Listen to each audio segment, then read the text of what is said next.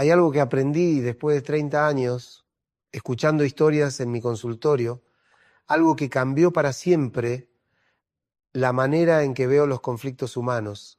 Lo que voy a compartir hoy va a incomodar a muchos, porque derrumba una creencia que sostiene nuestra cultura, que expresar el enojo es sano, que discutir es resolver, que insultar cuando nos hieren es defender nuestra dignidad. Pero si te quedás conmigo hasta el final, te voy a revelar qué es lo que realmente transforma una pelea en conexión, qué es lo que el psicoanálisis descubrió sobre el silencio que cura y la palabra que mata. Quédate hasta el final porque esto puede cambiar tus relaciones para siempre. Y antes de seguir, necesito pedirte algo. Suscríbete a este canal. Déjame un comentario abajo diciéndome si alguna vez sentiste que tus palabras en medio de una pelea destruyeron algo que no pudiste reconstruir. Porque lo que vamos a hablar hoy nos involucra a todos, absolutamente a todos. Te cuento algo que me pasó hace años. Estaba en una conferencia en Buenos Aires, una de esas noches donde el teatro se llena de gente que busca respuestas. Al final, como siempre hago, abrí el espacio para preguntas. Se levantó un hombre, tendría unos 50 años, la voz le temblaba. Gabriel, me dijo, le dije a mi mujer algo que no puedo sacarme de la cabeza, fue en una pelea hace 2 años. Una sola frase, 5 palabras, y desde ese día ella me mira distinto. ¿Cómo se deshacen las palabras? Me quedé en silencio unos segundos, todos en la sala también. Porque esa pregunta es el centro de todo lo que vamos a hablar. Las palabras no se deshacen, las palabras marcan, tatúan, se quedan adheridas al alma del otro como una mancha que no se borra con el tiempo. Y la mayoría de nosotros creemos que una disculpa alcanza, que con un perdón estaba enojado, todo vuelve a ser como antes. Pero no es así, no funciona así. Cuando insultamos, cuando gritamos, cuando dejamos que el veneno de nuestra bronca se derrame en palabras filosas, estamos haciendo algo más que expresar un sentimiento. Estamos atacando, y el psicoanálisis nos enseñó algo fundamental. Detrás de cada insulto hay un deseo inconsciente de destruir. No es casual que elijamos las palabras que sabemos que van a doler más. Conocemos al otro, sabemos dónde está su herida y apuntamos ahí, como un arquero experto que nunca falla. Acordate de esto, el enojo es legítimo, es humano, es inevitable. Lo que hacemos con ese enojo es nuestra responsabilidad. Patricia vino a verme un martes por la tarde. Tenía 42 años, 2 hijos adolescentes y un matrimonio de 20 años, que describía como un campo de batalla constante. Me dijo, Gabriel, mi marido y yo discutimos por todo, por la plata, por los chicos, por quién dejó la luz prendida, y cada vez que discutimos yo me transformo. Le digo cosas horribles. Después me siento una basura, pero en el momento es como si otra persona hablara por mí. Le pregunté qué tipo de cosas decía. Se quedó mirando la ventana de mi consultorio, esa ventana que ha visto tantas lágrimas, tantas confesiones. Le digo que es un inútil, que me arrepiento de haberme casado con él, que mis amigas tienen mejores maridos, cosas así. ¿Y cómo te sentís después?, le pregunté. Vacía, culpable, pero también justificada, ¿sabes? Porque él también me dice cosas feas. Ahí está el punto. Hay una lógica que instalamos en nuestras relaciones, una lógica de la venganza emocional. Si vos me herís, yo te hiero. Si vos me gritás, yo grito más fuerte. Si vos me insultás, yo te devuelvo el insulto multiplicado. Como si el amor fuera un campo de batalla donde el que más daño hace, gana. Pero nadie gana en esa guerra. Todos pierden. ¿Sabés cuál es el problema más profundo de discutir, de insultar, de dejar que el enojo gobierne nuestras palabras? Que cada vez que lo hacemos estamos consolidando una neurosis vincular. Es un término que uso para describir cómo nuestras relaciones se enferman cuando repetimos los mismos patrones destructivos una y otra vez. Freud hablaba de la compulsión a la repetición, esa tendencia inconsciente que tenemos los seres humanos a repetir situaciones dolorosas, a recrear escenas de sufrimiento como si estuviéramos atrapados en un guión que no podemos cambiar. Y en las peleas pasa exactamente eso. Discutimos por lo mismo, con las mismas palabras, con los mismos gritos, esperando que esta vez sea diferente. Pero nunca es diferente. Porque el problema no es el tema de la discusión. El problema es cómo nos relacionamos cuando hay conflicto. Tengo que contarte algo que me marcó cuando empecé a estudiar psicoanálisis. Estaba leyendo un texto de Lacan sobre el registro imaginario, sobre cómo construimos una imagen del otro y nos relacionamos con esa imagen más que con la persona real. Y ahí entendí algo. Cuando discutimos, cuando insultamos, no le estamos hablando al otro. Le estamos hablando a la imagen que tenemos del otro, a nuestras proyecciones, a nuestros miedos, a nuestras heridas infantiles que se reactivan en el presente. Te lo explico de otra manera. Cuando tu pareja te dice algo que te duele y vos reaccionás con un insulto, no estás reaccionando solo a lo que dijo, estás reaccionando a todas las veces que te sentiste no escuchado en tu vida, a todas las veces que te sentiste despreciado, a todas las heridas que aún no cicatrizaron. El otro se convierte en el depositario de tu historia, de tu dolor acumulado, y lo castigás por algo que excede completamente lo que está pasando en ese momento. Esto es lo que en psicoanálisis llamamos transferencia. Y la transferencia no ocurre solo en el diván, ocurre todo el tiempo en nuestras relaciones más íntimas. Marcos, un paciente de unos 35 años, me contaba que cada vez que su novia le hacía un comentario sobre su trabajo, él explotaba. Me dice que podría buscar algo mejor, que tengo potencial y yo me pongo como loco. Le grito, le digo que no se meta en mi vida, que ella que sabe. Le pregunté qué había detrás de esa reacción tan desproporcionada. Tardó varias sesiones, pero finalmente apareció la respuesta. Su padre durante toda su infancia le había repetido que nunca iba a ser nadie, que era un fracaso, que no servía para nada. Cada vez que su novia le hablaba de su trabajo, Marcos no escuchaba a su novia, escuchaba a su padre. Y reaccionaba como reaccionaba de niño, con impotencia y con rabia. ¿Entendés lo que está pasando ahí? La novia no tenía la más mínima intención de herirlo. Pero Marcos estaba reaccionando a un fantasma, a una voz del pasado que seguía viva en su interior. Y en esa confusión destruía la relación con quien realmente lo amaba. Ahora quiero que pienses en esto. ¿Cuántas veces reaccionaste de manera explosiva con alguien y después, con la cabeza fría, te diste cuenta de que lo que te molestó tanto ni siquiera era tan grave? ¿Cuántas veces tus palabras fueron desproporcionadas con respecto a lo que pasó? Eso no es casualidad, es el inconsciente operando. Y el primer paso para dejar de discutir, para dejar de insultar, para dejar que el enojo gobierne nuestras relaciones, es entender que no todo lo que sentimos en el momento corresponde al momento presente. Hay una historia detrás, siempre hay una historia detrás. Pero acá viene la parte más difícil, la que más nos cuesta aceptar. No es responsabilidad del otro cargar con nuestra historia. No es responsabilidad de tu pareja curar las heridas que te hizo tu padre. No es responsabilidad de tu amigo reparar el abandono que sentiste cuando tu madre no estuvo presente. Cada uno de nosotros es responsable de sus propias heridas. Y parte de crecer, de madurar emocionalmente, es hacerse cargo de eso. No te estoy diciendo que reprimas lo que sentís. Te estoy diciendo que aprendas a ponerle palabras a tu dolor sin destruir al otro. Que aprendas a expresar tu enojo sin convertirlo en un arma. Que aprendas a conectar con lo que realmente te pasa en lugar de descargar tu veneno sobre quien tenés al lado. Te voy a decir algo que puede sonar provocador. La mayoría de las discusiones no son sobre lo que creemos que son. Discutimos por la plata, pero en realidad estamos discutiendo por el poder. Discutimos por los horarios, pero en realidad estamos discutiendo por el reconocimiento.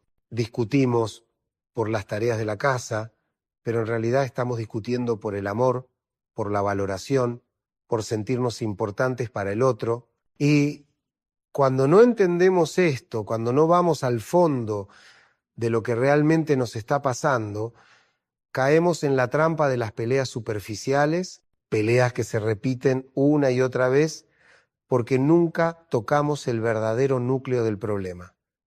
Hay un concepto en psicoanálisis que me parece fascinante. El síntoma es un mensaje, cifrado del inconsciente. Cuando algo nos duele, cuando algo nos molesta, no siempre sabemos qué es realmente. El síntoma, la reacción desmedida, el enojo explosivo, son formas en las que nuestro inconsciente intenta decirnos algo que no podemos poner en palabras todavía. Por eso es tan importante hacer una pausa antes de reaccionar, antes de gritar, antes de insultar. Pregúntate, ¿qué me está pasando realmente? ¿Qué me está doliendo de verdad?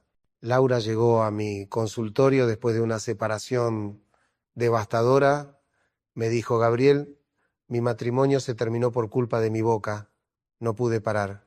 Cada vez que estaba enojada le decía cosas horribles a mi marido y él al principio aguantaba, después empezó a defenderse y terminamos destruyéndonos mutuamente.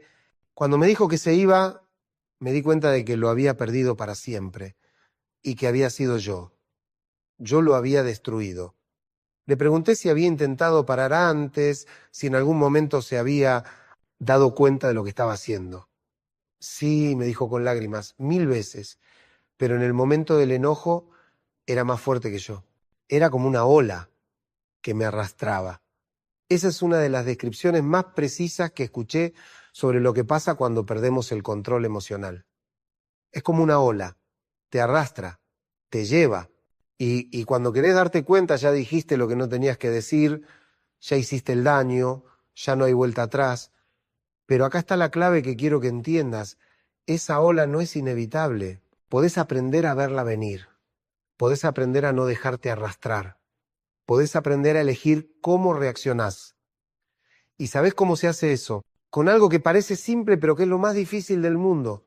Con conciencia. Con la capacidad de observarte a vos mismo en el momento en que el enojo está surgiendo. Con la capacidad de sentir la rabia sin actuar la rabia. Freud hablaba de la diferencia entre actuar y elaborar. Actuar es dejar que el impulso te gobierne, hacer lo primero que te surge, gritar, insultar, golpear la mesa, irse dando un portazo. Elaborar es hacer un trabajo psíquico con ese impulso. Es pensar, es poner en palabras lo que te pasa, es transformar la energía destructiva en algo constructivo. Y eso, hermano, eso es lo que realmente transforma una relación. No la ausencia de conflictos, sino la capacidad de atravesar los conflictos sin destruir al otro. Ahora te voy a contar algo que me pasó con mi pareja hace muchos años. Tuvimos una pelea fuerte, de esas que sentís que están a punto de romper todo. Yo estaba enojadísimo. Sentía que tenía razón, que ella no me estaba entendiendo, que yo tenía que hacerle ver su error. Y en un momento, justo cuando iba a decirle algo que sabía que iba a dolerle, me detuve. No sé de dónde salió, pero me detuve.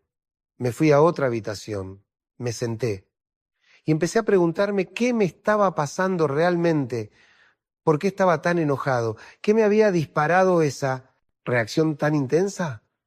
Y ahí apareció. No era lo que ella había dicho. Era que yo me había sentido invisible. Me había sentido no valorado y ese sentimiento me conectaba con algo muy viejo, muy de mi infancia, donde yo sentía que tenía que hacer méritos todo el tiempo para ser visto, para ser importante. Cuando volví al cuarto donde estaba ella, le hablé desde otro lugar. No le dije vos me hiciste sentir mal, le dije yo me sentí invisible y eso me dolió y reaccioné desde ese dolor. ¿Sabés qué pasó? Ella se ablandó, se acercó, me abrazó y me dijo, no quise que te sintieras así. Y algo que estaba a punto de convertirse en una catástrofe se transformó en un momento de conexión profunda. Eso es lo que pasa cuando dejamos de atacar y empezamos a mostrarnos vulnerables. El otro puede recibirnos. Quiero que hagas algo ahora mismo mientras me estás escuchando. Pensá en la última pelea que tuviste con alguien importante para vos. Puede ser tu pareja, tu hijo, tu padre, un amigo. Revivíla por un momento. Recordá qué se dijeron. Y ahora pregúntate, ¿qué estaba sintiendo yo realmente en ese momento? ¿Qué necesitaba que no pude pedir directamente? Porque ahí está el secreto. Detrás de cada insulto hay una necesidad no expresada. Detrás de cada grito hay una súplica. Detrás de cada ataque hay un anhelo de ser amado, de ser visto, de ser importante para el otro. Pero cuando atacamos, cuando insultamos, logramos exactamente lo contrario. El otro se defiende, se cierra, se aleja y quedamos más solos que antes. Con razón quizás, pero solos. El psicoanálisis nos enseñó algo fundamental sobre las relaciones humanas. No alcanza a consentir. Hay que poder poner en palabras lo que sentimos de una manera que el otro pueda escuchar. Y cuando estamos en medio de una discusión, cuando el enojo nos gobierna, las palabras que elegimos son las peores. Son palabras que hieren, que acusan, que destruyen. No son palabras que conectan, que abren, que construyen puentes. Por eso es tan importante hacer una pausa, tomarte un tiempo antes de hablar, respirar, bajar un cambio, preguntarte qué es lo que realmente querés lograr en esta conversación. ¿Querés ganar? ¿Querés que el otro admita que tiene la culpa? ¿O querés conectar, entenderte, encontrar una salida juntos? Porque si lo que querés es ganar, ya perdiste. En las relaciones no se trata de ganar, se trata de entenderse, se trata de cuidarse mutuamente. Se trata de construir algo que vaya más allá de los egos individuales. Hay una frase de Lacan que siempre me quedó dando vueltas. El inconsciente es el discurso del otro. ¿Qué quiere decir esto? Que gran parte de lo que somos, de lo que sentimos, de cómo reaccionamos, está construido por las voces de otros que internalizamos. La voz de nuestros padres, de la sociedad, de la cultura, y muchas veces, cuando discutimos, no es nuestra voz la que habla, es la voz de esos otros internos. Te doy un ejemplo concreto. Roberto vino a terapia porque su mujer le había dicho que si no cambiaba su forma de reaccionar, ella se iba a separar. Cada vez que discutimos, yo me pongo violento. No la toco, pero grito, tiro cosas. Le digo que es una histérica, que me vuelve loco. Le pregunté cómo era su padre. Se quedó en silencio. Y después me dijo, mi viejo era igual, le gritaba a mi vieja todo el tiempo, yo de chico me juraba que nunca iba a ser como él, y mirá lo que terminé siendo. Eso es la compulsión a la repetición en su máxima expresión. Repetimos lo que juramos no repetir. Nos convertimos en lo que más temíamos ser, y lo hacemos de manera inconsciente, sin darnos cuenta, hasta que la vida nos pone contra la pared y no tenemos más opción que mirarnos al espejo. Roberto tuvo que hacer un trabajo profundo, tuvo que ver que cuando gritaba no era él quien gritaba, era su padre gritando a través de él, era un mandato inconsciente, una identificación con el agresor, un patrón que había aprendido de niño como forma de lidiar con el miedo y la impotencia. Y lo más difícil de todo esto es que nadie nos enseña otra manera. De chicos vemos cómo se relacionan nuestros padres, cómo resuelven los conflictos, cómo expresan el enojo, y eso se graba en nuestro psiquismo como si fuera la única forma posible de hacer las cosas. Después de adultos, reproducimos esos patrones sin cuestionarlos, hasta que algo se rompe, hasta que alguien que amamos nos dice, basta o me voy. Y ahí, recién ahí, nos damos cuenta de que hay un problema. Pero volvamos a lo que realmente importa. ¿Qué hacemos en lugar de discutir, de insultar, de dejar que el enojo nos domine? Acá viene la parte práctica, la que quizás estabas esperando desde el principio. Y te adelanto algo, no es fácil. Requiere práctica, conciencia y sobre todo requiere una decisión. La decisión de que la relación es más importante que tú. Necesidad de tener razón. La decisión de que el otro es más importante que tu ego, la decisión de que querés construir en lugar de destruir. Primero que nada tenés que aprender a reconocer las señales de tu cuerpo cuando el enojo está surgiendo. El enojo no aparece de golpe. Hay señales previas. Sentís calor en el pecho, se te acelera el corazón, se te tensan los músculos, la respiración se vuelve más rápida. Aprender a reconocer esas señales es fundamental, porque ahí, justo ahí, antes de que explote todo, tenés una ventana de oportunidad. Una ventana donde podés elegir y en ese momento lo más poderoso que podés hacer es simple pero difícil. Callarte. No digo reprimirte, digo callarte momentáneamente, hacer una pausa, salir de la situación si es necesario. Decir necesito un momento y tomarte ese momento. ¿Sabes por qué es tan efectivo esto? Porque el enojo en su forma más intensa es como una ola que tiene un pico y después baja.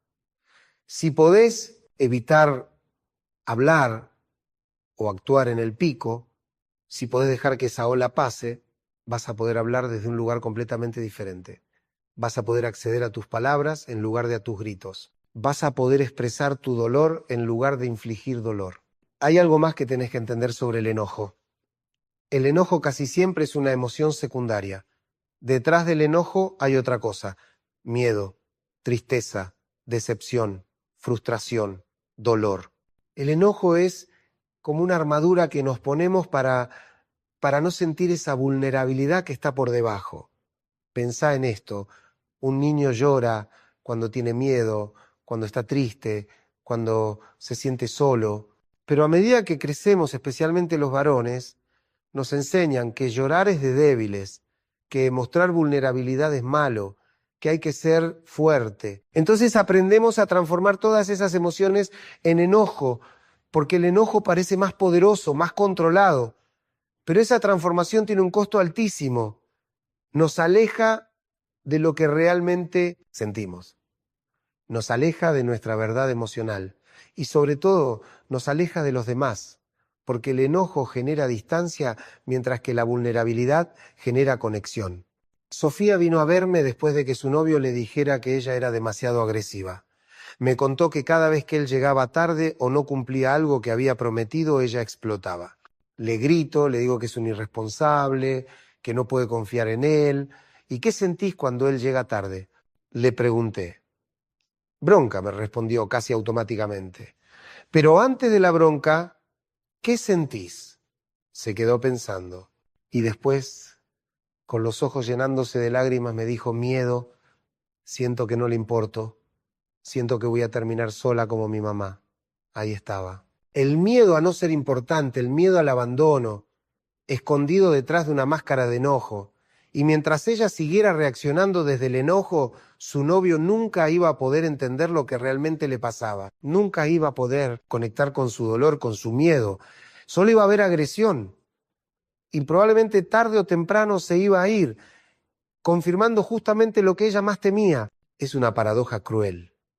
Hacemos exactamente lo que va a generar aquello que más tememos. Nos defendemos atacando. Y al atacar, alejamos a quien más queremos que se quede. Entonces, volviendo a la pregunta clave, ¿qué hacer en lugar de discutir, insultar, explotar? Primero la pausa. Ya lo dije, pero lo repito porque es fundamental. Cuando sentís que el enojo está llegando, pará. No importa qué esté pasando, no importa qué te acaben de decir, pará, respirá. Contá hasta 10, salí de la habitación si hace falta. Esta pausa no es escapar. Es darte el espacio para no hacer algo de lo que te vas a arrepentir. Segundo, pregúntate qué estás sintiendo realmente. Bajá del enojo a la emoción que está debajo. ¿Es miedo? ¿Es tristeza? ¿Es frustración? ¿Es sensación de no ser valorado? Identificar la emoción real es clave para poder comunicarla después. Tercero, cuando vuelvas a hablar con la otra persona, habla desde tu experiencia, no desde el ataque. En lugar de decir vos siempre llegas tarde, sos un irresponsable, decí cuando no llegás a la hora que acordamos, yo me siento poco importante, me duele. Necesito que entiendas que para mí eso es importante. ¿Ves la diferencia? En el primer caso estás atacando al otro, haciéndolo responsable de tu malestar, metiéndolo en una caja de la que es difícil salir. En el segundo caso estás compartiendo tu experiencia, tu dolor, tu necesidad. Y cuando hablas desde ahí, desde la vulnerabilidad, el otro tiene mucha más posibilidad de escucharte y de empatizar con vos. Hay un paciente mío, Antonio, que después de meses de trabajo logró un cambio impresionante en su relación. Me contó: Gabriel, tuve una situación con mi mujer que antes hubiera terminado en una pelea horrible. Ella me hizo un comentario sobre mi forma de ser padre que me dolió muchísimo. Sentí ganas de gritarle, de decirle que ella tampoco es perfecta, de sacar toda la artillería, pero me acordé de lo que hablamos acá. Me fui al baño, cerré la puerta, respiré, sentí que me temblaba todo el cuerpo del enojo. Esperé hasta que bajó un poco y cuando volví le dije, lo que dijiste me dolió. Me hizo sentir que crees que soy un mal padre y eso es algo con lo que lucho todo el tiempo, mi propia sensación de no estar haciendo bien las cosas. Tu comentario tocó justo esa herida. ¿Y qué pasó?, le pregunté. Se le llenaron los ojos de lágrimas. Me abrazó, me pidió perdón. Me dijo que no había querido decir eso, que a veces ella también habla desde su propia inseguridad. Y terminamos teniendo una de las conversaciones más profundas que tuvimos en años. Eso es lo que pasa cuando dejamos de atacar y empezamos a mostrarnos. El otro puede vernos, puede acercarse, puede cuidarnos. Pero para llegar ahí hay que atravesar el miedo. El miedo a mostrarse vulnerable, el miedo a que el otro use esa vulnerabilidad en nuestra contra, el miedo a parecer débil. Y es verdad, hay un riesgo. No todas las personas están preparadas para recibir nuestra vulnerabilidad con cuidado. Pero si estás en una relación donde no podés mostrarte vulnerable sin ser atacado, tenés un problema mucho más grave que las discusiones. Tenés un problema de base, de confianza, de seguridad emocional. Ahora quiero hablar de algo que me parece central, la diferencia entre discutir y dialogar. Discutir viene del latín discutere, que significa sacudir, golpear, hacer añicos. Cuando discutimos, lo que hacemos es eso. Golpeamos al otro con nuestras palabras, sacudimos la relación, hacemos añicos la posibilidad de entendimiento. Dialogar, en cambio, viene del griego diálogos, que significa a través de la palabra, a través del logos. El diálogo es un puente, una construcción conjunta de sentido. En el diálogo no hay un ganador y un perdedor. Hay dos personas que están intentando entenderse, que están buscando juntos una verdad que no es de ninguno de los dos individualmente, sino de ambos. Y acá hay algo que me parece fundamental que entiendas. En una relación sana, cada conflicto es una oportunidad de profundizar la conexión. Cada desacuerdo es una posibilidad de conocerse más, de entenderse mejor, de construir algo más sólido, pero solo si sabemos atravesar ese conflicto sin destruirnos en el camino. Las mejores relaciones no son las que no tienen conflictos, son las que saben atravesar los conflictos de manera constructiva, son las que han aprendido que la diferencia no es una amenaza sino una riqueza, que el desacuerdo no significa falta de amor sino complejidad humana. Pero para llegar ahí hay que soltar la necesidad de tener razón, y esto es lo más difícil de todo, porque nuestra cultura nos enseñó que tener razón es importante, que hay que defender nuestro punto de vista, que ceder es perder. Y entramos a las relaciones con esa lógica, con ese chip, y convertimos cada desacuerdo en una batalla por demostrar quién tiene razón. Pero te pregunto, ¿de qué te sirve tener razón si perdés la relación? ¿De qué te sirve ganar la discusión si tu pareja se aleja? ¿De qué te sirve demostrar que el otro estaba equivocado si ya no querés estar con vos?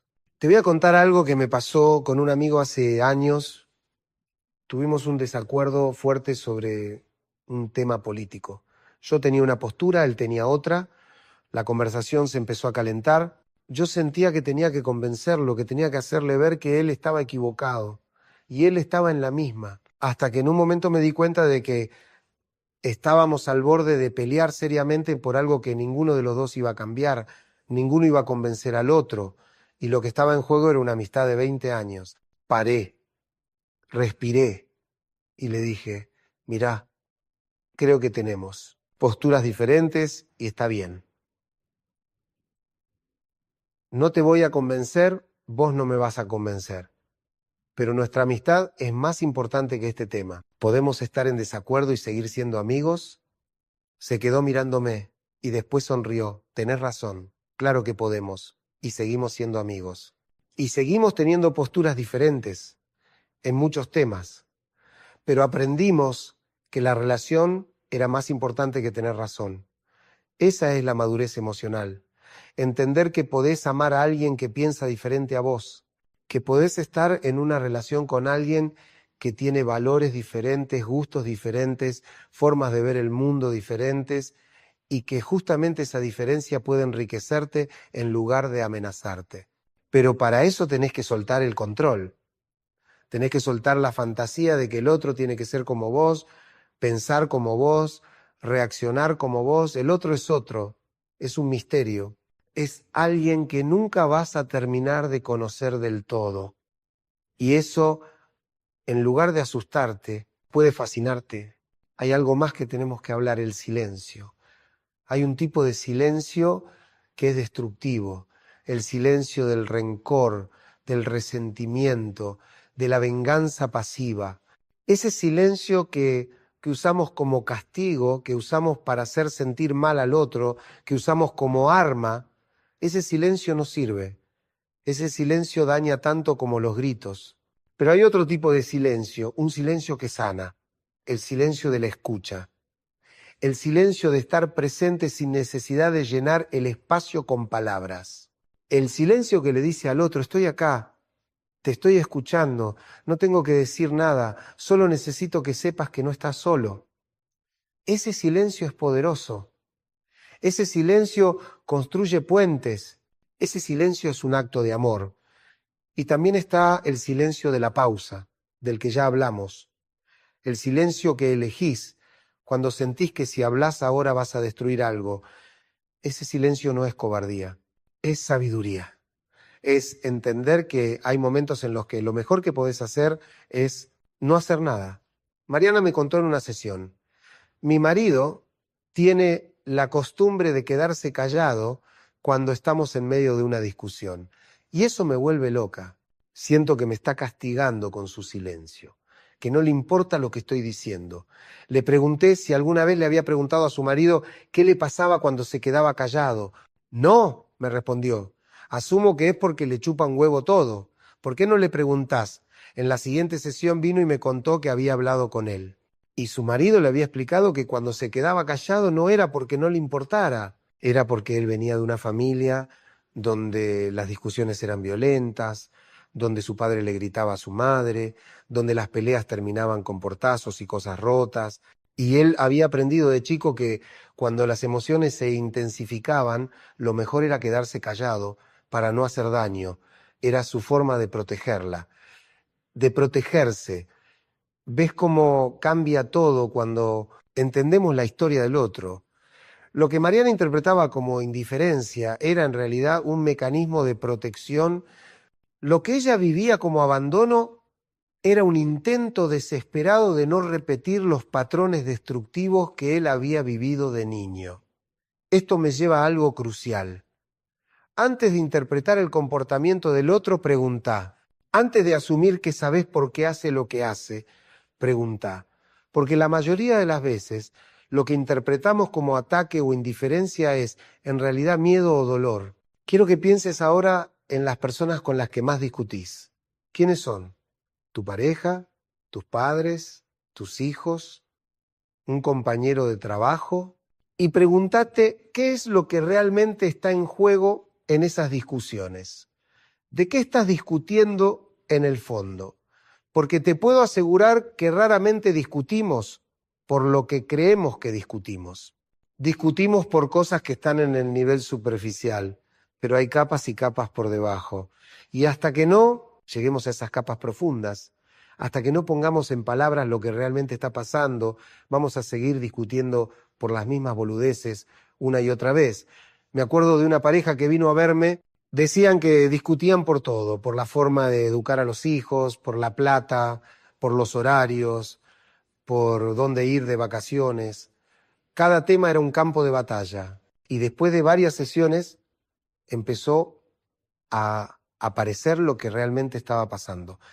Ella se sentía sola en el matrimonio, él abrumado por las exigencias de ella, y ninguno de los dos había podido decir me siento solo o me siento abrumado.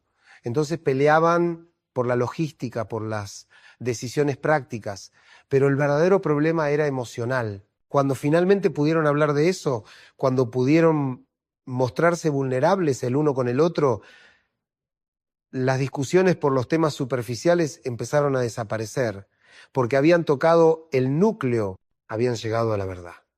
Y acá hay algo que quiero que quede muy claro. La verdad no siempre es agradable. A veces la verdad duele. A veces cuando nos sinceramos, cuando decimos lo que realmente sentimos, lastimamos al otro, pero hay una diferencia enorme entre lastimar desde la vulnerabilidad y lastimar desde el ataque. Cuando le decís a tu pareja me siento solo en esta relación puede dolerle, pero es muy diferente a decirle vos me hacés sentir solo porque sos un egoísta que solo piensa en vos. ¿Ves la diferencia? En el primer caso estás compartiendo tu experiencia, en el segundo estás atacando su carácter. En el primer caso abrís la puerta para una conversación, en el segundo la cerrás de un portazo.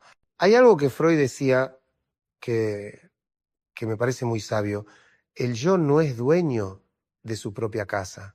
Quería decir que no tenemos tanto control sobre nosotros mismos como creemos, que hay fuerzas inconscientes que nos gobiernan, que nos hacen actuar de maneras que después no entendemos, y esto es particularmente cierto en los conflictos. ¿Cuántas veces reaccionaste de una manera y después pensaste, no sé qué me pasó, no soy así? Eso es el inconsciente operando. Son esas partes de nosotros que no conocemos, que no controlamos, que emergen en los momentos de tensión.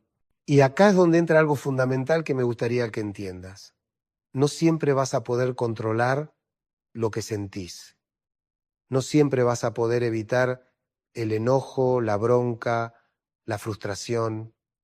Eso es humano, eso es inevitable.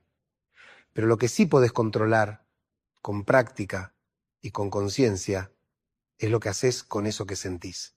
Podés sentir una bronca terrible y aún así elegir no insultar. Podés estar furioso y aún así elegir no gritar. Podés estar dolido y aún así elegir no vengarte. Esa capacidad de elegir, esa capacidad de meter un espacio entre el estímulo y la respuesta, es lo que nos hace humanos, es lo que nos diferencia de los animales que simplemente reaccionan por instinto. Viktor Frankl, el psiquiatra austríaco, que sobrevivió los campos de concentración nazis, decía algo hermoso: entre el estímulo y la respuesta hay un espacio. En ese espacio está nuestro poder para elegir nuestra respuesta. En nuestra respuesta está nuestro crecimiento y nuestra libertad. Ese espacio es donde vivimos nuestra humanidad. Ese espacio es donde decidimos quiénes queremos ser. Ese espacio es donde elegimos no repetir los patrones destructivos que nos enseñaron, no convertirnos en nuestros padres, no hacer el daño que nos hicieron, pero ese espacio hay que cultivarlo, hay que ensancharlo, hay que practicar encontrarlo. Y eso requiere trabajo, requiere terapia muchas veces. Requiere mirarse al espejo sin mentiras. Requiere enfrentar las partes de nosotros que no nos gustan, que nos avergüenzan, que preferíamos no ver. Hay algo que me gustaría que hagas esta semana. Es un ejercicio simple pero poderoso. La próxima vez que sientas que el enojo está apareciendo en una interacción con alguien, haz lo siguiente. Poné una mano en tu pecho. Sentí tu corazón latiendo. Respirá profundo 3 veces. Y pregúntate, ¿qué estoy sintiendo realmente ahora? ¿Qué necesito que no estoy pudiendo pedir? Y después, si podés, compartilo con la otra persona. No desde el reclamo, sino desde la honestidad. Estoy sintiendo esto, necesito esto. Va a ser incómodo al principio, porque no estamos acostumbrados a mostrarnos así, porque nos enseñaron que mostrar las emociones es debilidad. Pero te prometo algo, si lo haces, si te animás a ser vulnerable, vas a ver cambios en tus relaciones que ni imaginabas posibles. Quiero contarte algo sobre el perdón, porque mucha gente cree que perdonar es olvidar, o que perdonar es hacer de cuenta que no pasó nada, o que perdonar es justificar lo que el otro hizo. Y nada de eso es cierto. Perdonar es soltar el veneno que llevas adentro. Perdonar es decidir que no vas a seguir cargando con el resentimiento, con la bronca, con el deseo de venganza. No lo haces por el otro, lo haces por vos, porque ese veneno te está matando a vos, no al otro. Y hay algo importante que tenés que saber. Perdonar no significa seguir en la relación. Podés perdonar a alguien y aún así decidir que no querés seguir con esa persona. Podés perdonar a tu expareja y aún así saber que lo mejor para vos es no volver. Perdonar es un acto interno, es una liberación personal, no es un cheque en blanco para que el otro siga lastimándote. Claudio vino a verme después de descubrir que su mujer lo había engañado. Estaba destruido. Me decía, Gabriel, no sé si puedo perdonarla, no sé si puedo seguir con ella, pero tampoco puedo dejarla. Tengo tanto odio adentro que no sé qué hacer con esto. Le dije algo que lo dejó pensando. El perdón no es para ella, es para vos, porque mientras no perdones, mientras sigas cargando ese odio, ella va a seguir teniendo poder sobre vos. Va a seguir ocupando tu mente, tu corazón, tu energía. Y te mereces ser libre de eso. Le llevó tiempo, le llevó trabajo, pero finalmente pudo perdonar. Y algo interesante pasó. Cuando perdonó, cuando soltó el veneno, pudo ver con claridad si quería seguir con ella o no, porque mientras estaba cegado por el odio, no podía pensar, solo podía reaccionar. Al final decidió separarse, pero se separó en paz, sin venganza, sin querer destruirla, simplemente reconociendo que esa relación había terminado, que no podía reconstruir la confianza, que cada uno tenía que seguir su camino. Eso es madurez, eso es saber cerrar un ciclo sin destruir todo a tu paso. Hay otro tema del que tenemos que hablar, los insultos que decimos sin querer, esas cosas que soltamos en medio de una discusión y después decimos, no lo dije en serio, estaba enojado. Pero acá hay algo que tenés que entender. En psicoanálisis no existe el sin querer. Todo lo que decimos, incluso lo que decimos en un momento de bronca, tiene un sentido inconsciente. Revela algo de lo que pensamos, de lo que sentimos, aunque no queramos admitirlo. Cuando le decís a tu pareja, sos una histérica, cuando le decís a tu hijo, sos un inútil, cuando le decís a tu amigo, sos un traidor, no lo estás diciendo sin querer. Lo estás pensando en algún nivel. Quizás no de manera consciente, quizás no todo el tiempo, pero está ahí. Y esas palabras, una vez que salen, no se pueden borrar. Por eso es tan importante no llegar a ese punto. No dejar que el enojo te lleve a un lugar donde digas cosas que no podés decir. Porque después, por más que te disculpes, por más que digas que estaba fuera de tus cabales, el otro escuchó y esas palabras van a quedar resonando en su cabeza cada vez que te mire. He visto relaciones destruidas por una sola frase. Una frase dicha en un momento de bronca que tocó una herida tan profunda que no hubo forma de curarla. Una frase que confirmó un miedo que la otra persona tenía desde siempre. Una frase que rompió la confianza de una manera que el tiempo no pudo reparar. Por eso te digo, cállate antes de insultar. Alejate antes de decir lo que no querés decir. Pedí tiempo antes de destruir lo que construyeron. Porque algunas cosas, una vez rotas, no se pueden arreglar. Quiero hablarte ahora de algo que veo mucho en mi consultorio. La comunicación pasivo-agresiva. Esa forma de expresar el enojo sin expresarlo directamente, los comentarios sarcásticos, las indirectas, el hacerse el boludo, el no pasa nada, cuando claramente pasa algo. Esa forma de comunicación es tóxica, porque no resuelve nada y envenena todo. Cuando no podés decir directamente lo que te molesta, cuando tenés que recurrir a las indirectas, a la ironía, al sarcasmo, estás generando más distancia, más confusión, más resentimiento. Fernanda me contaba, cuando mi marido me molesta, yo me quedo callada, no le digo nada, pero me hago la boluda con las cosas que sé que son importantes para él. Si me pide algo, le digo que sí y después no lo hago. Si quiere tener sexo, invento excusas. Es mi forma de hacérselo pagar. ¿Y cómo funciona esa estrategia?, le pregunté. Horrible, me respondió, porque él no entiende qué le estoy cobrando. Y yo cada vez me siento peor porque estoy actuando como alguien que no quiero ser. Eso es lo que pasa con la comunicación pasivo-agresiva. Nadie gana. El otro no entiende qué está pasando. Y vos te convertís en alguien manipulador, en alguien que usa el castigo emocional en lugar de la conversación directa. Y todo esto surge del mismo lugar.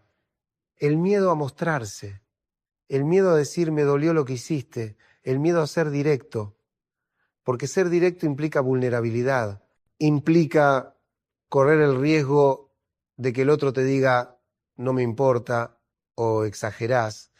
Pero ese riesgo es parte de las relaciones humanas. Y cuando no lo corremos, cuando nos escondemos detrás de la pasivo-agresividad, estamos matando la relación de a poco, día a día, con pequeñas dosis de veneno. Hay una pregunta que me hacen seguido. Gabriel, ¿está mal enojarse? Y mi respuesta siempre es la misma. No solo no está mal, es inevitable. El enojo es una emoción humana básica. Todos nos enojamos. El problema no es el enojo en sí, es lo que hacemos con él. El enojo puede ser una señal importante, puede estar diciéndote que algo no está bien, que un límite fue cruzado, que una necesidad no está siendo satisfecha. El problema es cuando el enojo se convierte en la única forma que tenés de expresar tu malestar. Cuando cada vez que algo te molesta, tu respuesta automática es explotar. Y acá quiero hacer una distinción importante. Expresar enojo no es lo mismo que ser violento. Podés decirle a alguien, estoy muy enojado con vos sin gritar, sin insultar, sin agredir.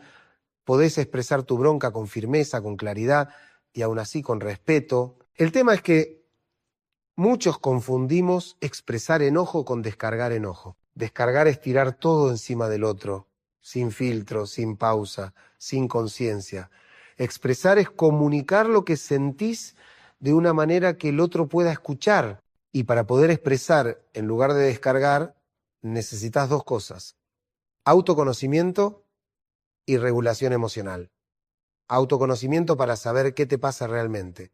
Regulación emocional para poder modular la intensidad de tu respuesta. Estas dos cosas se aprenden. No nacemos con ellas. Y muchas veces requieren ayuda profesional. Porque si creciste en un hogar donde no había modelos de comunicación sana, donde no te enseñaron a identificar y expresar emociones, tenés que aprenderlo de cero como adulta. Y eso es un trabajo arduo, pero que vale la pena. Te quiero contar algo que me pasó hace unos años. Estaba dando una charla y una mujer levantó la mano y me dijo, con los ojos llenos de lágrimas, Gabriel, yo le dije cosas horribles a mi hijo cuando era adolescente. Ahora, él es adulto, tiene 30 años y nuestra relación es distante. Él me perdona, dice que entiende que yo estaba pasando por un momento difícil, pero yo no me puedo perdonar a mí misma. ¿Cómo se vive con eso? Me quedé en silencio un momento y después le dije, no sé si algún día vas a poder perdonarte completamente, quizás siempre va a quedar algo de dolor cuando recuerdes eso, pero lo único que podés hacer es ser diferente ahora, mostrarle a tu hijo, con tus acciones de hoy, que no sos la misma persona que era en ese momento. Construir una relación nueva, donde él pueda verte como realmente querés ser vista. Ella lloró y después me agradeció. Esto me hace pensar en algo importante. Todos cometemos errores. Todos lastimamos a las personas que amamos en algún momento. La perfección no existe, pero lo que sí existe es la posibilidad de cambiar, de crecer, de ser mejores. Y parte de eso es reconocer el daño que hicimos, sin justificaciones, sin excusas, mirarlo de frente y decidir que no queremos seguir siendo esa persona. El trabajo terapéutico, el trabajo psicoanalítico, no es para convertirnos en personas perfectas, es para convertirnos en personas más conscientes, más responsables de nuestras acciones, más capaces de elegir en lugar de reaccionar automáticamente. Ahora quiero hablar de algo que es difícil pero necesario, la diferencia entre una discusión ocasional y un patrón de violencia. Porque hay una línea que a veces se desdibuja y es importante reconocerla. Una cosa es discutir, enojarse, decir algo de más en un momento de bronca y después poder hablar de eso, pedir perdón, reparar. Otra cosa muy diferente es cuando el insulto, el grito, la descalificación son constantes. Cuando hay un patrón donde una de las partes sistemáticamente menosprecia, humilla o controla a la otra, eso ya no es un problema de comunicación. Eso es violencia psicológica y necesita ser nombrado como tal. Muchas personas, especialmente mujeres, vienen a mí, consultorio, describiendo situaciones terribles, pero minimizándolas. No es tan grave, me dicen. A veces se pasa, me dice cosas feas, me hace sentir inútil, pero después se arrepiente. Y yo tengo que decirles algo que duele, eso es violencia. Y ningún arrepentimiento posterior borra el daño que se está haciendo. Si estás en una relación donde los insultos son moneda corriente, donde el menosprecio es parte del día a día, donde no podés expresar lo que pensás sin ser ridiculizado, no estás en una relación sana, estás en una relación tóxica, posiblemente violenta, y lo que tenés que hacer no es aprender a comunicarte mejor, lo que tenés que hacer es salir de ahí, porque hay cosas que no se arreglan con comunicación. Hay cosas que hablan de un problema estructural en la manera en que la otra persona se relaciona.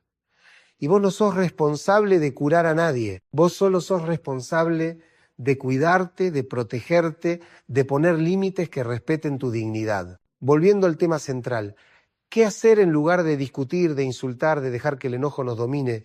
Voy a darte herramientas concretas, paso a paso, porque la teoría está muy bien, pero necesitas saber qué hacer en el momento real.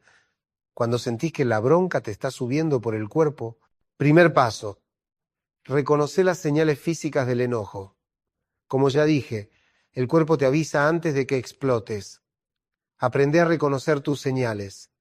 Para algunos es el calor en el pecho. Para otros es la tensión en la mandíbula. Para otros es la sensación de que el corazón se acelera. Conocé tus señales, porque ahí tenés tu primera ventana de oportunidad. Segundo paso, hace una pausa física. Esto es literal. Salí del lugar donde está pasando el conflicto. Andá a otra habitación, al baño, a la calle. Decí, necesito un momento y tomate ese momento. No es escapar, es darte espacio para no reaccionar desde el peor lugar posible. Tercer paso, respirá conscientemente. La respiración es tu herramienta más poderosa para regular el sistema nervioso. Cuando estás enojado, tu respiración se vuelve rápida y superficial. Conscientemente hacela lenta y profunda. Inhala contando hasta 4, mantén el aire contando hasta 4, exhala contando hasta 6. Repetí esto al menos 5 veces. Cuarto paso, pregúntate qué sentís realmente. No te quedes en estoy enojado. Baja una capa. ¿Qué hay debajo de ese enojo? Miedo, tristeza, frustración, decepción. Identifica la emoción primaria. Esa es la que necesitas comunicar. Quinto paso, pensá que necesitas, detrás de cada emoción hay una necesidad. Si sentís miedo, quizás necesitas seguridad. Si sentís tristeza, quizás necesitas consuelo. Si sentís frustración, quizás necesitas ser escuchado. Identifica tu necesidad. Sexto paso, volvé y hablá desde tu experiencia.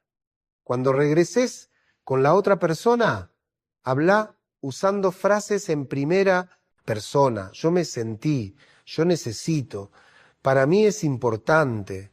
No acuses, no ataques, compartí tu experiencia. Séptimo paso, escuchá la respuesta del otro sin interrumpir. Dale el mismo espacio que vos te tomaste. Déjalo expresarse y escuchá no solo sus palabras, sino lo que hay detrás de esas palabras. Tratá de entender qué le está pasando a él o ella. Octavo paso, buscá juntos una solución. Ahora que ambos expresaron lo que les pasa, pueden pensar juntos qué hacer. No se trata de que uno gane y el otro pierda. Se trata de encontrar algo que funcione para ambos. Estos pasos parecen simples escritos así, pero te digo la verdad, requieren práctica, mucha práctica, porque vas a tener que ir en contra de años de condicionamiento, de patrones automáticos, de formas de reaccionar que están profundamente arraigadas en tu psiquismo. Pero cada vez que lo practiques, cada vez que logres hacer una pausa en lugar de explotar, vas a estar creando un nuevo camino neuronal. Vas a estar enseñándole a tu cerebro que hay otra forma de hacer las cosas.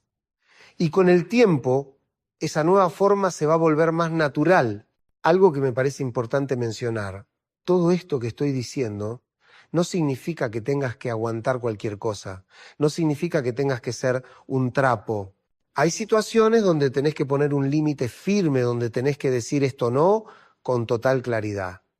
Pero hay una diferencia enorme entre poner un límite y atacar. Podés ser firme sin ser violento. Podés ser claro sin ser cruel. Podés decir no acepto que me hables así sin tener que insultar a cambio. Los límites son esenciales en cualquier relación sana. Son la manera en que protegemos nuestro espacio emocional, nuestra dignidad, nuestro bienestar. Pero los límites se comunican mejor desde la calma que desde el enojo explosivo. Te doy un ejemplo. Si tu pareja te grita, podés responder de dos maneras. La manera reactiva sería gritarle, de vuelta decirle, no me grites, idiota. La manera consciente sería decir, con firmeza, pero sin gritar, no voy a seguir esta conversación si me gritas. Cuando estés listo para hablar sin gritar, vuelvo y te vas. ¿Ves la diferencia? En el segundo caso estás poniendo un límite claro. No estás aceptando ser tratado de esa manera, pero no estás escalando el conflicto. Estás siendo el adulto emocional en la situación. Y te puedo asegurar algo, cuando vos elegís ser el adulto emocional, cuando vos elegís no entrar en el juego de la escalada, muchas veces el otro también se calma, porque el enojo, como el fuego, necesita combustible. Y cuando vos no le das combustible, se apaga. Hay algo más que tengo que decirte sobre esto de no discutir, no insultar, no dejar que el enojo nos gobierne. Y es que vas a fallar. Vas a haber días donde todo esto que estoy diciendo se va a ir al carajo y vas a explotar. Vas a decir cosas que no querías decir. Vas a reaccionar de la manera que juraste que no ibas a reaccionar más. Y cuando eso pase, no te castigues. No te digas soy un desastre, nunca voy a cambiar. Porque eso es mentira. El cambio no es lineal. No es que un día decidís cambiar y ya está, nunca más volvés a hacerlo viejo. El cambio es un proceso, con avances y retrocesos, con días buenos y días malos. Lo importante es que cuando falles, cuando reacciones mal, puedas verlo, puedas reconocerlo, puedas ir con la otra persona y decir, la cagué, reaccioné mal, te pido perdón. Y después, lo más importante, pensar qué pasó, qué te disparó, qué podés hacer diferente la próxima vez. Eso es lo que en terapia llamamos elaboración. No es suficiente con arrepentirse, tenés que entender qué pasó para poder hacer algo diferente la próxima vez. Y acá viene algo fundamental, pedir perdón de verdad. No el perdón, pero vos también, que no es un perdón sino una justificación. No el perdón ya está, olvídate que minimiza el daño. Un perdón de verdad es reconocer el daño que hiciste sin peros, sin excusas. Es decir, hice esto, estuvo mal, te lastimé y lo lamento profundamente. Y después, lo más importante, cambiar. Porque un perdón sin cambio de conducta no significa nada. Es solo una palabra vacía que usamos para calmar nuestra culpa momentáneamente. Te quiero contar algo que me dijo una paciente que me quedó grabado. Me dijo, Gabriel, yo amaba a mi ex marido, pero lo que no amaba era quién me hacía ser cuando estábamos juntos. Cada vez que discutíamos, yo me convertía en alguien que no reconocía, alguien cruel, vengativo, mezquino. Y un día me di cuenta de que si seguía con él, iba a terminar odiándome a mí misma por ser esa persona. Eso es algo que no se habla suficiente. Las relaciones nos transforman para bien o para mal. Hay relaciones que nos sacan lo mejor, que nos hacen más generosos, más pacientes, más compasivos. Y hay relaciones que nos sacan lo peor, que nos hacen más defensivos, más agresivos, más cerrados. Y cuando estás en una relación que consistentemente te hace ser la peor versión de vos mismo, tenés que preguntarte seriamente si querés seguir ahí, porque por más trabajo personal que hagas, por más terapia que hagas, hay dinámicas relacionales que son tóxicas. Hay combinaciones de personas que simplemente no funcionan bien juntas. No todas las relaciones se pueden salvar. Y reconocer eso no es fracaso, es sabiduría. Es entender que a veces el amor no alcanza, que a veces, por más que te importe a alguien, lo mejor para ambos es seguir caminos separados. Pero esa decisión tiene que tomarse desde la claridad, no desde el impulso. Tiene que tomarse después de haber intentado todo lo posible, de haber hecho el trabajo personal, de haber ido a terapia individual y de pareja si hace falta. Porque lo peor que podés hacer es terminar una relación en medio de una explosión de bronca y después arrepentirte cuando es tarde. Quiero hablarte ahora de algo que me parece central, la responsabilidad afectiva. Es un concepto que no se habla suficiente, pero que es fundamental para tener relaciones sanas. Responsabilidad afectiva significa hacerse cargo del impacto emocional que tenemos sobre los demás. Significa entender que nuestras palabras, nuestras acciones, nuestras omisiones afectan a quienes están cerca nuestro y que si los amamos, si nos importan, tenemos la responsabilidad de cuidar ese impacto. No podés andar por la vida diciendo yo soy así, si no te gusta andate, porque eso es egoísmo disfrazado de autenticidad. Ser auténtico no significa ser un hijo de puta sin filtro. Ser auténtico significa ser honesto con lo que sentís, pero también tener la madurez de expresarlo de una manera que no destruya al otro. Y esto aplica especialmente en las discusiones, porque cuando discutimos, cuando estamos enojados, es muy fácil justificar cualquier cosa con el estaba caliente, no, me di lo que dije. Pero eso no te exime de responsabilidad.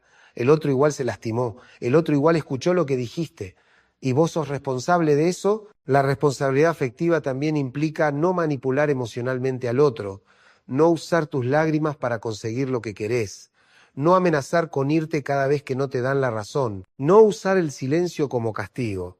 Todas esas son formas de manipulación que vemos todo el tiempo en las relaciones y que son profundamente dañinas. Hay algo que veo mucho, especialmente en las generaciones más jóvenes, la idea de que expresar absolutamente todo lo que sentís es sano, es auténtico, es necesario. Y te tengo que decir algo que quizás no querés escuchar: no todo lo que pensás necesita ser dicho, no todo lo que sentís necesita ser expresado. Hay un filtro que se llama prudencia, hay un filtro que se llama empatía, y ese filtro no es censura, es madurez, es entender que hay cosas que, aunque sean ciertas, aunque las pienses, aunque las sientas, no hacen ningún bien en ser dichas. Por ejemplo, si tu pareja tiene una inseguridad con su cuerpo, no necesitas decirle cada vez que veas a alguien más lindo en la calle. Aunque sea cierto que otras personas te parezcan atractivas, expresarlo constantemente no es autenticidad. Es crueldad gratuita. O si tu hijo está nervioso antes de un examen importante, no necesitas recordarle todos los exámenes que desaprobó en el pasado. Aunque sea cierto, aunque lo pienses, expresarlo en ese momento no es honestidad, es sabotaje. Parte de amar es proteger al otro. Y a veces proteger al otro significa callarte cosas que, aunque sean ciertas, no aportan nada más que dolor. Esto es algo que Freud entendió muy bien cuando habló del superyo, esa instancia psíquica que funciona como un juez interno. Un superyo sano no es el que te prohíbe todo, es el que te ayuda a discernir qué expresar y qué no, cuándo hablar y cuándo callar, cómo decir lo que necesitas decir de una manera que no destruya al otro. Te voy a dar un ejemplo muy personal. Hubo un momento en mi vida donde mi pareja me dijo algo que me dolió muchísimo. Me lo dijo sin mala intención, en medio de una conversación, casi al pasar, pero tocó una inseguridad mía muy profunda, y durante días estuve dándole vueltas a eso, pensando en responderle, en decirle cuánto me había lastimado, en sacarme eso de adentro. Pero antes de hacerlo me pregunté, ¿qué quiero lograr con esto? ¿Quiero descargar mi dolor sobre ella? ¿Quiero castigarla por haberme lastimado? ¿O quiero que entienda lo que me pasó para que podamos estar más cerca? Y cuando me hice esa pregunta, honestamente supe que si le hablaba en ese momento, desde ese lugar de dolor, iba a terminar atacándola. Iba a terminar diciendo cosas para herirla, como había sido herido yo, y eso no era lo que quería. Esperé, trabajé ese dolor en mi terapia. Entendí de dónde venía esa sensibilidad, por qué me había afectado tanto, y cuando finalmente hablé con ella, lo hice desde otro lugar. Le dije lo que me había pasado, pero sin atacarla. Le mostré mi herida, pero sin convertirla en un arma, y ella lo recibió. Pudo escucharme, pudo abrazarme. Y nuestra relación se fortaleció con eso. Eso es lo que pasa cuando elegimos conscientemente cómo expresar lo que nos pasa. Cuando no reaccionamos automáticamente desde el lugar del herido que quiere herir. Cuando nos tomamos el tiempo de entender qué nos pasa antes de descargar sobre el otro. Ahora quiero hablar de algo que es difícil pero necesario. ¿Qué hacer cuando el otro no quiere cambiar? Cuando vos estás haciendo todo este trabajo, cuando estás intentando comunicarte mejor, cuando estás haciendo tu parte, pero el otro sigue en el mismo lugar, sigue insultando, sigue gritando, sigue sin poder tener una conversación sin que termine en pelea, porque te voy a ser honesto, no siempre alcanza con que uno cambie. A veces el otro tiene que hacer su parte también. Y si no la hace, si no está dispuesto, llegás a un punto donde tenés que preguntarte si querés seguir así, no podés cambiar a nadie. Esta es una de las lecciones más duras de la vida. Por más que ames a alguien, por más que veas su potencial, por más que sepas que podría ser diferente si quisiera, no podés cambiar a nadie que no quiera cambiar. Y quedarte en una relación esperando que el otro cambie, sacrificándote en el proceso, lastimándote una y otra vez, no es amor, es masoquismo. Es una forma de violencia contra vos mismo. A veces el acto de amor más grande que podés hacer es irte. Decir, yo te amo, pero no puedo seguir lastimándome en esta relación. Y soltar. Y seguir tu camino. Eso no significa que dejaste de amar. Significa que te amás a vos también. Que entendés que el amor no alcanza cuando hay un patrón destructivo que no se puede cambiar. Que mereces estar en una relación donde no tengas que estar permanentemente en guardia, permanentemente defendiéndote, permanentemente curando heridas nuevas. Hay algo que me gustaría que entiendas profundamente. Los conflictos no son el problema. Los conflictos son inevitables en cualquier relación humana. El problema es cómo manejamos esos conflictos. ¿Cómo reaccionamos cuando aparecen? Hay parejas que están juntas 50 años y que todavía discuten, pero discuten de una manera respetuosa. Discuten sin dejar de verse como compañeros, discuten sin perder de vista que están del mismo lado. Y hay parejas que a los 2 años ya están destruidas, porque cada conflicto es una guerra, cada desacuerdo es una amenaza existencial, cada discusión deja heridas que no cicatrizan. La diferencia no está en la cantidad de conflictos, está en la forma de atravesarlos. Y esto es algo que se aprende. No naces sabiendo cómo manejar conflictos de manera sana. Si tuviste modelos buenos, si tus padres te mostraron cómo, se puede estar en desacuerdo sin faltar el respeto, tenés una ventaja. Pero si no los tuviste, si creciste viendo gritos, insultos, portazos, tenés que aprenderlo de cero. Y eso requiere trabajo consciente. La buena noticia es que se puede. Se puede desaprender lo tóxico que nos enseñaron. Se puede aprender una manera nueva de relacionarse, pero requiere 2 cosas. Humildad para reconocer que tenemos un problema y voluntad para hacer algo al respecto.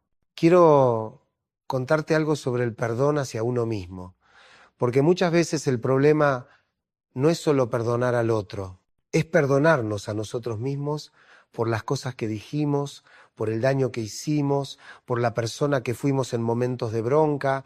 El autorreproche puede ser tan destructivo como el resentimiento hacia el otro. Hay gente que vive castigándose internamente por errores del pasado, por palabras que dijeron, por relaciones que destruyeron, y ese castigo interno no sirve de nada, no cambia el pasado, no repara el daño, solo te hace sufrir en el presente. Perdonarte a vos mismo no significa justificar lo que hiciste, significa aceptar que sos humano, que cometiste errores, que lastimaste a gente que amabas, y decidir que vas a aprender de eso, que vas a ser diferente de ahora en adelante. Hay una frase que uso mucho con mis pacientes: el perdón no cambia el pasado, pero cambia el futuro.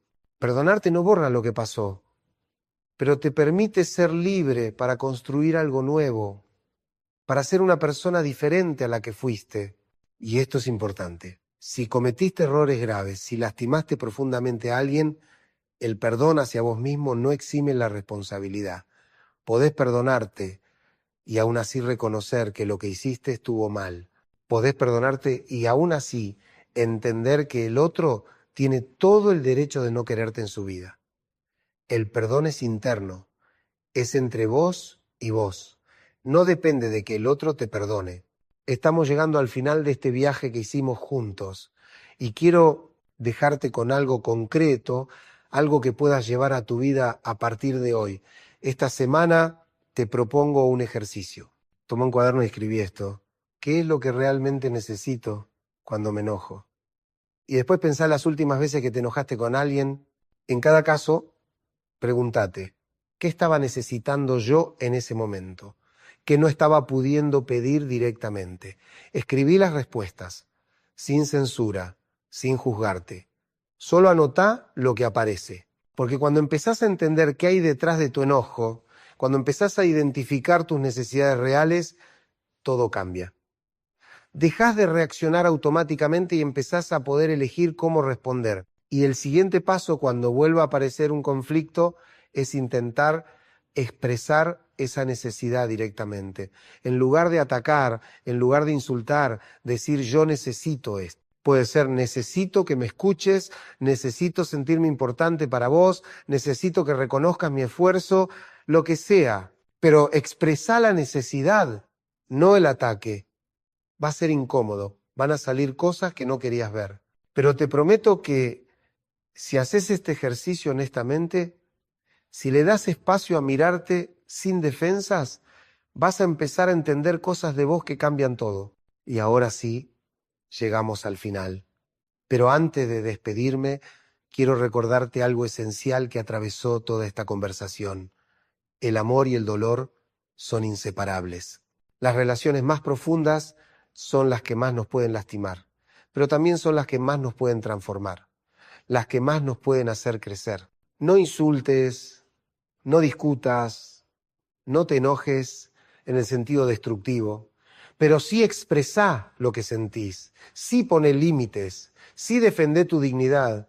Solo hacelo desde un lugar de conciencia, no de reacción automática.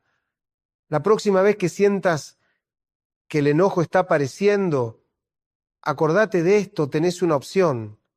Podés destruir o podés construir. Podés alejar o podés acercar.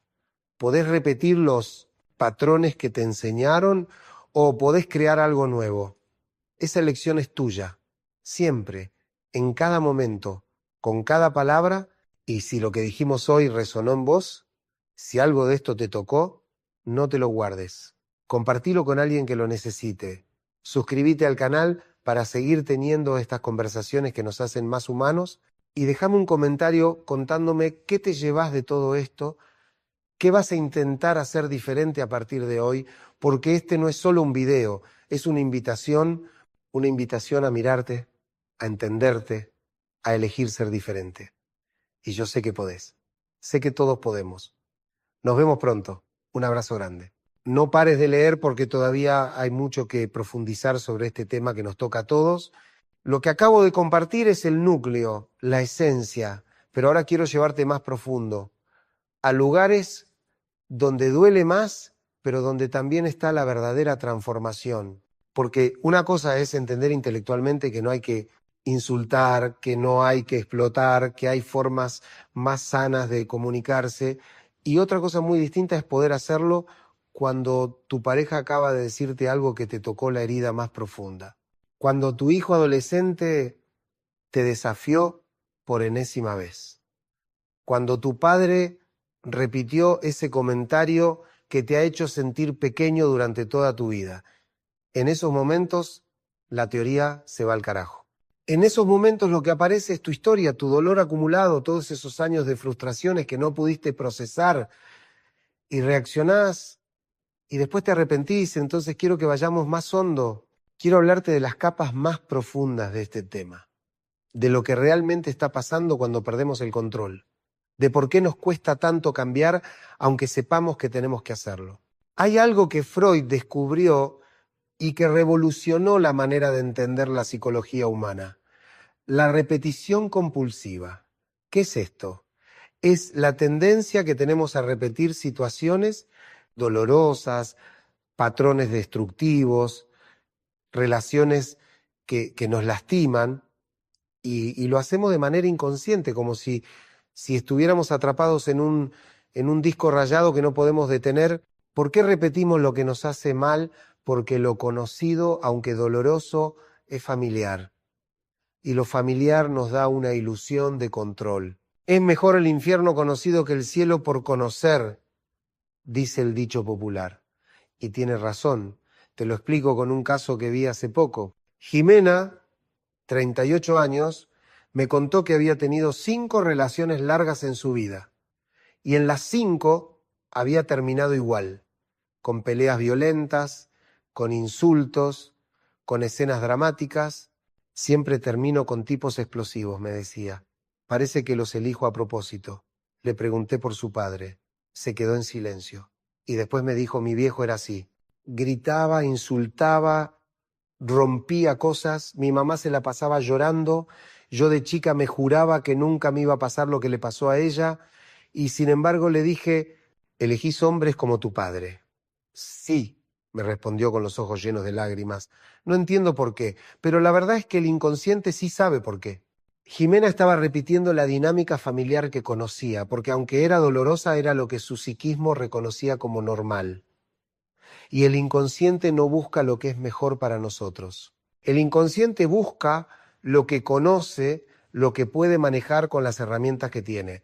Además, hay algo más profundo todavía. Jimena buscaba inconscientemente hombres explosivos, porque en el fondo quería reparar la relación con su padre, quería salvar a ese hombre violento, demostrar que ella sí podía lograr lo que su madre no pudo, cambiar al hombre, calmarlo, hacer que el amor triunfara. Pero esa fantasía de reparación nunca funciona, porque no podés curar las heridas del pasado a través de las relaciones del presente.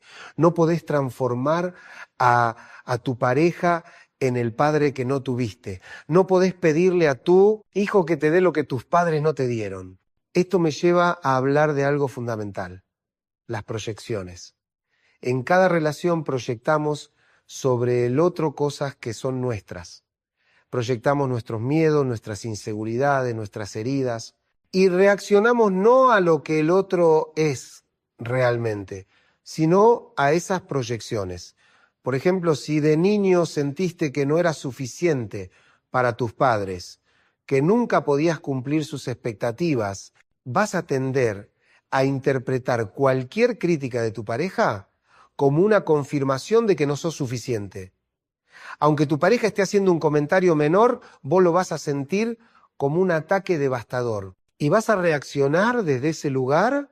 O si creciste sintiendo que tenías que cuidar emocionalmente a tu mamá, que tenías que ser el adulto cuando eras un niño, vas a tender a sentirte responsable de las emociones de tu pareja. Y cuando ella esté triste o enojada, vos lo vas a vivir como tu fracaso.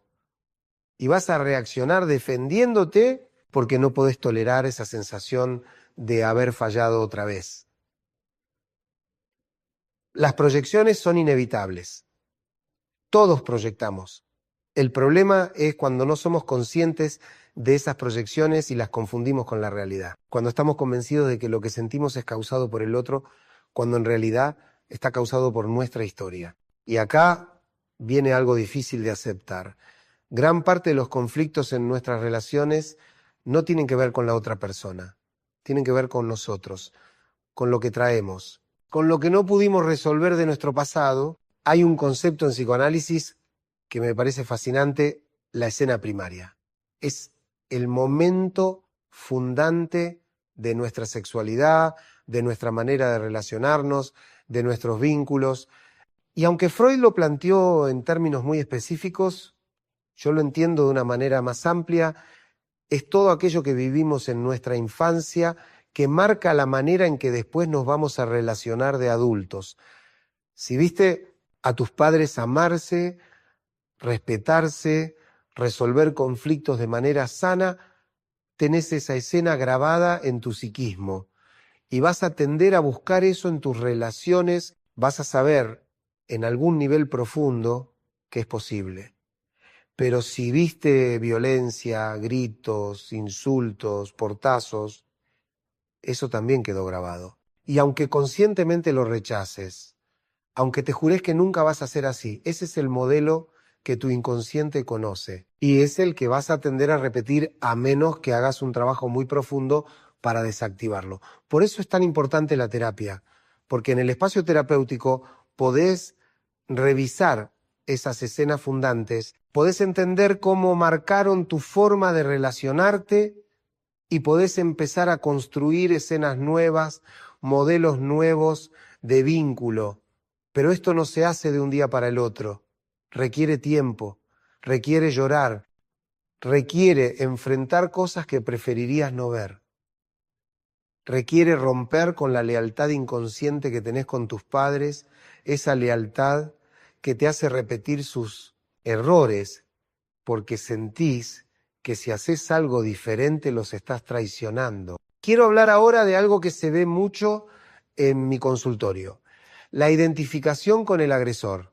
Es un mecanismo de defensa que describió Anna Freud, la hija de Sigmund Freud, y que explica por qué tantas veces terminamos siendo como aquellos que nos lastimaron.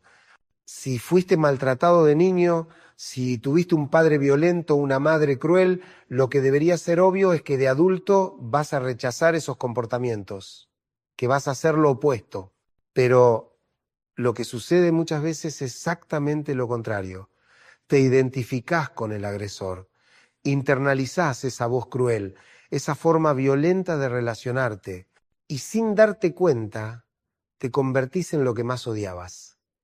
¿Por qué pasa esto? Porque en el fondo, identificarte con el agresor te da una ilusión de poder. Cuando eras chico y te maltrataban, eras impotente, no podías defenderte. Pero cuando te identificás con el agresor, cuando actúas como él actuaba, sentís que ahora vos sos el que tiene el poder, ya no sos la víctima. Es un mecanismo terrible pero muy humano. Y romper con eso requiere enfrentar la verdad más dolorosa, que fuiste víctima, que fuiste vulnerable, que fuiste lastimado y que necesitas llorar eso, procesarlo, en lugar de convertirte en el que lastima. Hay algo más que tenemos que hablar, la diferencia entre sentimientos y emociones, porque aunque en el lenguaje cotidiano los usamos como sinónimos, en psicoanálisis tienen sentidos diferentes. Las emociones son reacciones inmediatas, viscerales, corporales. El enojo, el miedo, la alegría que sentís en el momento son fugaces, intensas y están conectadas directamente con el cuerpo. Los sentimientos, en cambio, son elaboraciones de esas emociones. Son más complejos, más duraderos. El amor, el odio, el resentimiento. Los sentimientos tienen una historia. Están construidos en el tiempo. Y lo interesante es esto. Podés tener una emoción de enojo momentánea con alguien que amás profundamente. Esa emoción no cancela el sentimiento de amor. Pero si no sabés hacer esa distinción, si confundís el enojo momentáneo con el fin del amor, vas a reaccionar de maneras desproporcionadas. Te voy a dar un ejemplo concreto. Estás en pareja, tu pareja dice algo que te molesta, sentís enojo. Eso es una emoción. Y si desde esa emoción le decís, ya no te quiero más, esto se terminó, estás confundiendo la emoción con el sentimiento. Estás dejando que un momento defina algo que se construyó en el tiempo. Por eso es tan importante la pausa de la que hablamos, porque la pausa te permite dejar que la emoción pase, que baje su intensidad y después poder conectar con el sentimiento más profundo, con el amor que seguía ahí detrás del enojo momentáneo. Ahora quiero hablar de algo que genera mucha confusión. La idea de que en una relación tenés que poder decirle todo al otro, que si no podés ser 100% vos mismo, entonces la relación no es buena. Y te voy a decir algo controversial, eso es una fantasía. En ninguna relación humana podés ser 100% vos mismo sin filtros, porque vivir en sociedad, amar a alguien, estar en pareja, implica necesariamente renunciar a partes de vos. Implica adaptarte, considerar al otro, moderar aspectos de tu personalidad que podrían lastimar. Y eso no es represión en el sentido negativo, es civilización, es lo que nos hace humanos. El psicoanálisis habla del malestar en la cultura, ese precio que pagamos por vivir en sociedad. Y parte de ese precio es renunciar a la satisfacción inmediata de todos nuestros impulsos. No podés decir todo lo que pensás, hacer todo lo que sentís, expresar cada deseo sin considerar al otro. Y en las relaciones íntimas pasa lo mismo. Hay cosas que pensás, que sentís, que por amor al otro, por respeto, por cuidado, elegís no expresar, no porque sea represión, sino porque es consideración. La clave está en distinguir qué es lo que realmente necesitas expresar y qué es lo que podés procesar vos solo. No todo lo que pasa por tu cabeza necesita salir por tu boca. Quiero contarte algo que le pasó a un paciente mío, Eduardo. Vino a verme en crisis porque había destruido su matrimonio con una confesión. Me contó que durante años había fantaseado con otras mujeres. Fantasías sexuales, nada más. Nunca había sido infiel, pero se sentía tan culpable por esas fantasías que decidió confesárselas a su mujer pensando que era lo honesto. La mujer se derrumbó, sintió que él nunca la había amado realmente, sintió que todo era mentira. Y aunque Eduardo intentó explicarle que eran solo fantasías, que no significaban nada, el daño estaba hecho. ¿Qué hice mal?, me preguntaba. Solo quise ser honesto. Y ahí está el problema. La honestidad no es un valor absoluto. Hay una honestidad que construye y hay una honestidad que destruye. Y tenés que tener el criterio para distinguir una de otra. Eduardo no tenía que cargar a su mujer con esas fantasías. No aportaban nada a la relación, no cambiaban nada. Solo satisfacían su necesidad de descargar su culpa. Pero esa descarga tuvo un precio, destruyó la seguridad emocional de su mujer. Entonces, ¿cuándo tenés que ser honesto y compartir lo que pensás o sentís? ¿Y cuándo es mejor callarte? La pregunta clave es, ¿esto que voy a decir construye o destruye? ¿Aporta algo o solo descarga mi malestar sobre el otro? ¿Es algo que necesitamos resolver juntos o es algo que puedo procesar yo solo? Hay otro tema que me parece central y que pocas veces se habla con honestidad, los límites del amor. Porque vivimos en una cultura que romantiza el amor como algo que todo lo puede, todo lo supera, todo lo transforma. Y no es así. El amor no cura las heridas de la infancia. El amor no cambia a una persona violenta. El amor no alcanza cuando hay patrones destructivos muy arraigados. Y es importante que entiendas esto. Podés amar profundamente a alguien y aún así reconocer que estar con esa persona te está destruyendo. Podés amar a alguien y aún así elegir tu salud mental, tu paz, tu bienestar. El amor no es sacrificio constante. El amor no es aguantar cualquier cosa. El amor no es perder tu identidad en pos del otro. El amor es también cuidarte. Es también poner límites. Es también decir hasta acá. Y cuando llegás a ese límite, cuando reconoces que por más que ames, no podés seguir así, no significa que no amaste suficiente. Significa que amás lo suficiente como para no destruirte en el proceso. Te voy a contar algo sobre mi propia experiencia como terapeuta que creo que te va a ayudar a entender mejor todo esto. Cuando empecé mi carrera, cuando estaba recién recibido, tenía la fantasía de que yo podía ayudar a todos, que con las herramientas adecuadas, con la escucha correcta, con el enfoque preciso, podía lograr que cualquier persona cambiara. Con el tiempo aprendí algo doloroso, pero necesario. No puedo ayudar a quien no quiere ser ayudado. No puedo cambiar a quien no quiere cambiar. Y no todos los que vienen a terapia realmente quieren cambiar. Algunos vienen buscando que yo les confirme que el problema es el otro. Algunos vienen para descargar, pero no para trabajar. Algunos vienen porque alguien los mandó, pero ellos no ven la necesidad. Y con esas personas, no importa cuánto me esfuerce, no va a haber cambio real. Lo mismo pasa en las relaciones. Podés hacer todo lo que estamos hablando acá. Podés practicar la pausa, podés expresarte sin atacar, podés trabajar en vos mismo, pero si el otro no está dispuesto a hacer su parte, si el otro sigue en el mismo lugar de reactividad, de violencia verbal, de falta de empatía, la relación no va a mejorar. Y ahí tenés que preguntarte, honestamente, ¿cuánto tiempo más voy a seguir intentando? ¿Cuánto más me voy a lastimar esperando que el otro cambie? No hay una respuesta universal. Cada situación es diferente. Pero lo que sí te puedo decir es que hay un punto donde seguir intentando se convierte en autodestrucción. Quiero hablar ahora de algo que es difícil pero fundamental, la soledad. Porque muchas veces aguantamos relaciones tóxicas, aguantamos ser tratados mal, aguantamos violencia verbal por miedo a estar solos. Y ese miedo es entendible.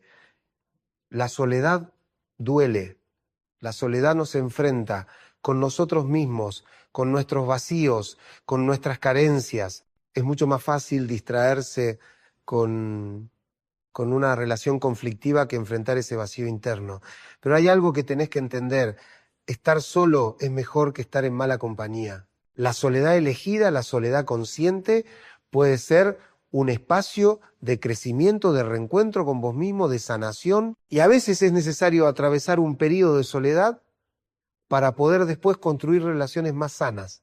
Porque si vas de una relación a otra sin parar, si no te das el tiempo de procesar, de entender qué patrones estás repitiendo, vas a seguir eligiendo lo mismo, vas a seguir atrayendo lo mismo. La soledad da miedo, pero es en la soledad donde podés hacer el trabajo más profundo contigo mismo.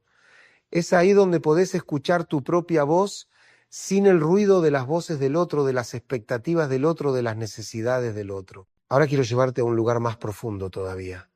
Quiero hablar del deseo, porque en el fondo todos los conflictos, todas las peleas, todas las discusiones tienen que ver con el deseo. ¿Con qué deseamos? ¿Cómo lo deseamos? ¿Qué pasa cuando nuestro deseo choca con el deseo del otro? Lacan tenía una frase hermosa: el deseo es el deseo del otro. Quería decir que no deseamos en el vacío. Deseamos siempre en relación a un otro. Deseamos ser deseados.